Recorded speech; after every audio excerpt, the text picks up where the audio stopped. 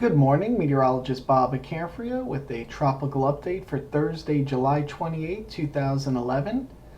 While we continue to follow Tropical Storm Don here in the southern Gulf of Mexico, as the intermediate advisory at 7 a.m. Central Daylight Time, we had maximum sustained winds of 40 and we have west-northwest at 10.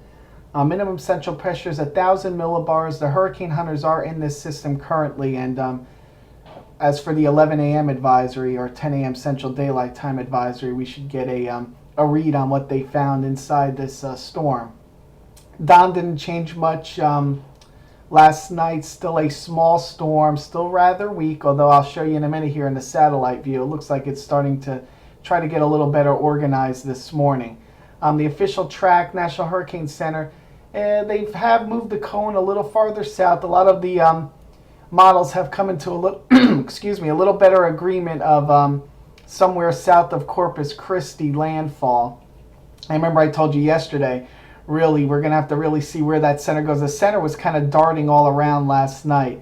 It was really erratic. So until we really get a fix on where that center is going to be and get a little more development out of this, we'll kind of know where it's actually going to go. And I gave Corpus Christi as that reference point of north or south. And looks like right now we're looking at south of Corpus now as a potential landfall. So again, we're kind of honing in on that right now. So here's the official track, National Hurricane Center. Looks like it brings it ashore late Friday night. Depending on the speed, it looks like he's trying to speed up again a little bit. So this could bring it in a little sooner, more towards Friday night. So about another 36 hours or so of water to traverse here for Don. Now, if we're looking at the visible satellite this morning, you can see starting to kind of explode. Not explode, I shouldn't use that term like it's going to really get it all of a sudden become a hurricane. But really, the cloud shield is starting to expand here as it moves away from the Yucatan. A lot of times this Yucatan Peninsula, a lot of dry air coming off land here. It affects a lot of these systems as it's near it. So it's kind of moving away from that land source now. And you can see the cloud shield starting to expand. So this could be the beginning of some slow strengthening with Don. We'll have to see. Small storms like this, and we saw that with Brett just a little bit, really feel the effects of a lot of variables. And they could easily, as fast as they could crank up, it's as fast as they could die down. So really hard to get a real key on how strong the system's going to be when it reaches Texas. National Hurricane Center has it up to 60 at landfall. That's where most of the intensity models are, around that 55, 60. So they're going with that. Easily could become a Category 1 hurricane. Easily could weaken down to a 40, 45 mile per hour tropical storm. Honestly, that's my honest opinion there on that. I wish I could tell you yes, it's definitely going to be this when it gets to Texas. It's really hard. That's why we have to watch. Let's see how it does today. Because it's really hard. But I wouldn't be surprised to see it as a weak tropical storm, nor would I be surprised to see it as a Category 1 hurricane. So there you have it. So basically, if you're in that cone across the Texas coast, be prepared. Prepare yourself for a Category 1 hurricane. We should be prepared if we're in that cone right now. If you're in that tropical storm watch and warned area there, just be prepared. You always want to be prepared for that next step up, which would be a Category 1 hurricane. Looking at, I'll put a little color on this, you could see the expansion again of of convection around that center of circulation. So we'll have to see what kind of trend this has in store for us today. If we're going to look, let's try to get some shear on here just to show you here. So what we have, shear as this system moves west-northwest is going to be fairly favorable.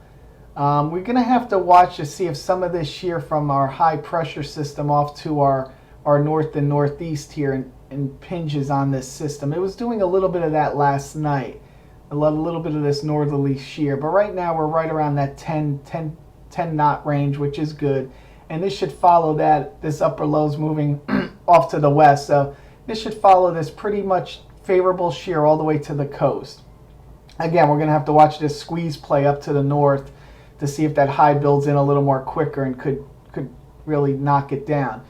And then again, if you want to look at, this is also interesting, if we see ocean heat content, it's going to miss the hot eddy up to the north.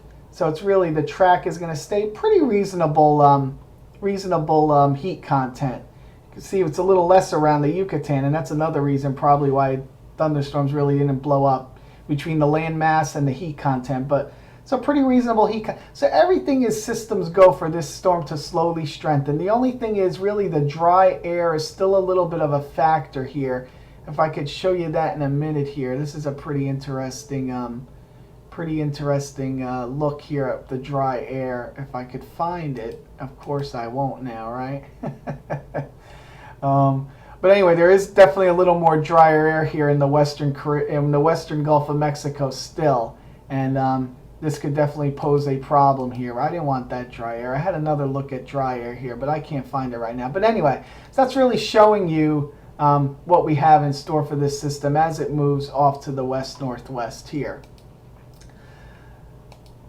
The National Hurricane Center was talking about vertically stacked. It wasn't stacked. If you look at it this morning, it looks like it's getting a little more stacked. Let's compare 850 to 700, and this is the vorticity to 500. You can see it's definitely getting better stacked, and that's another thing you need for a system to strengthen. So really, if I had to look at it this morning, I see slow strengthening today with Don, and that's what we're really going to look at today.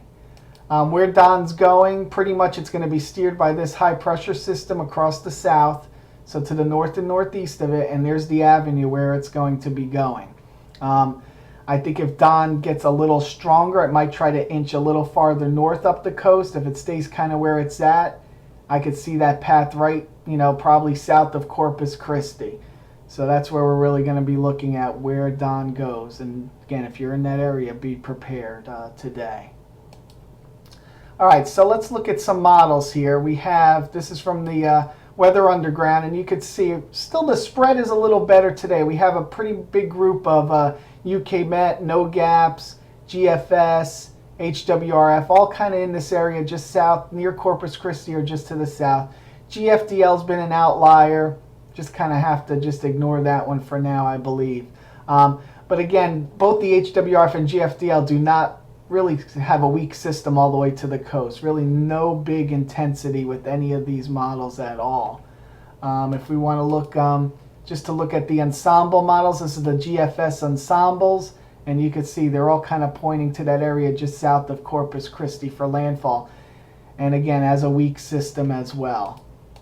All right, Clark Evans, just more models. You can see really starting to hone in on that area between Brownsville and Corpus Christi. Intensity models, as I was telling you, really nobody bringing it to a Category 1 hurricane. This is around landfall right in this area here.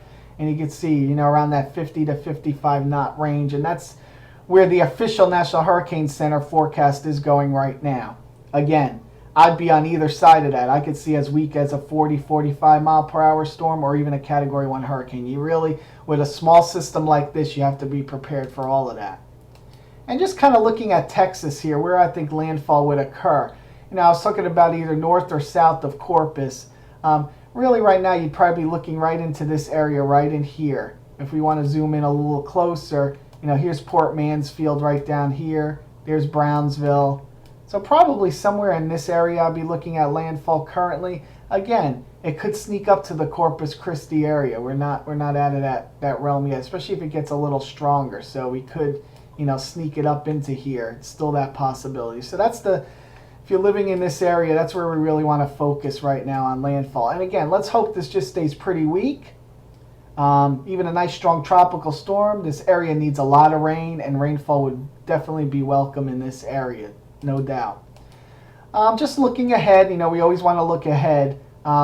This wave here, moving into the island chain here, a lot of wind shear here near it, so I don't see that doing much at all. Although again, we'll have to watch it as it gets into the Western Caribbean. We know that. This could be our next player we're watching, a pretty vigorous wave out here near 35 west. A little bit of spin to it, just has to kind of break away from that monsoonal trough and the ITCZ. Some of the models are trying to develop this system, so yeah, it's starting to get towards August. We'll start looking out this way, so this will be one to watch for the next week and see what happens with it and see if it does develop. Well, that'll be my update for today. I might have another update later tonight on Don, or if not, tomorrow morning. Have a good day.